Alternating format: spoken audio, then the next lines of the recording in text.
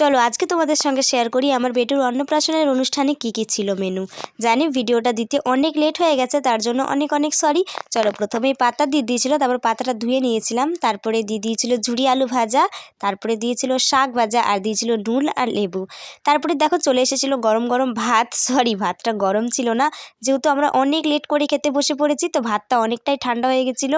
প্রায় বিকেল 4টা বাজে, তখন বুঝতেই পারছো। তারপরে দেখো দিয়ে দিয়েছিল ডাল, আর তার মধ্যে দেখো আবার মটরশুঁটিও আছে। তো আমি সেই ডাল আর একটুখানি আলু ভাজা নিয়ে খেয়ে নিলাম। আহা কি স্বাদ! অনেকক্ষণ পর পেটে পড়েছে তো সত্যিই খেতে অমৃত লাগছিল। তারপরে ছিল বাঁধাকপির তরকারি, যেটা আমি নিইনি, তাই দেখো আমি শাক দিয়ে ভাতটা ডাল দিয়ে মেখে খেয়ে নিচ্ছি। আর শাকের মধ্যে বাদাম দেওয়া ছিল, তার জন্য খেতে খুবই ভালো লাগছিল। তারপরেই দেখো চলে এসেছিলো চিকেন কষা।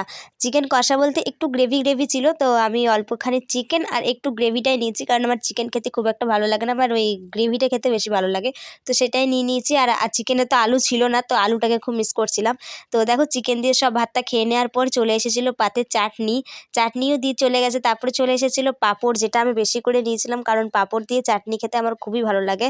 তারপরে ছিল 2 রকমের মিষ্টি, যেটা আমি নিইনি, কারণ পেটে একটুকুও জায়গা ছিল না, একটাই মিষ্টি নিয়েছি আর কি। তারপরে ছিল লজেস। তো তারপরে দেখো চলে এসেছি বাইরে খাওয়া দাওয়া করে।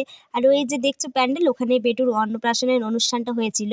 আচ্ছা, আমার এই সাজটা কেমন লাগছে অবশ্যই কিন্তু কমেন্ট করে জানিও। আমি কিন্তু সম্পূর্ণ নিজেই সেজেছি, আর যতটুকু পারি আমি সাজগোজ করতে কিন্তু একদমই পারি না, মেকআপ সম্বন্ধে আমার একটুকুও ধারণা নেই, কিন্তু যতটুকু পেরেছি সেজেছি। তো বন্ধুরা, আজকের ভিডিও কেমন লাগলো অবশ্যই কিন্তু কমেন্ট করে জানিও, আর ভালো লাগলে একটা লাইক অবশ্যই করে দিও। টাটা।